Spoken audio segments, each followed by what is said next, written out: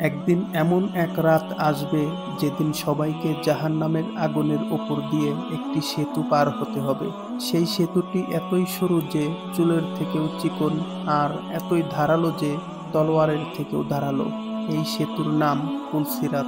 কিয়ামতের ময়দানে যখন হিসাব নিকাশ শেষ হবে, তখন আল্লাহর আদেশে মানুষের গন্তব্য হবে জান্নাত বা জাহান্নাম।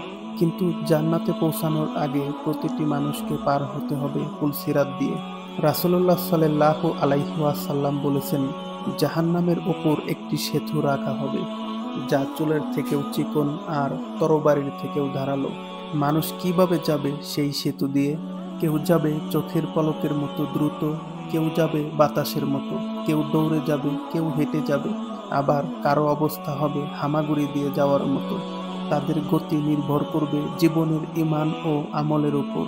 যারা নামাজ পড়েছে, সৎ কাজ করেছে, গুনাহ থেকে বেঁচেছে, তাদের পার হওয়া সহজ হবে। গুনাহগারদের অবস্থা, সেতুর দুই পাশে থাকবে বড় বড় কাঁটা, যেগুলো পাপীদের ধরে ফেলবে।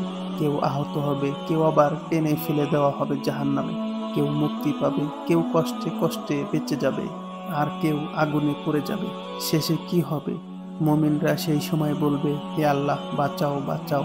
তখন আল্লাহর রহমতে যারা ঈমানের সাথে মারা গেছে, তারা ধীরে হলেও পার হয়ে যাবে।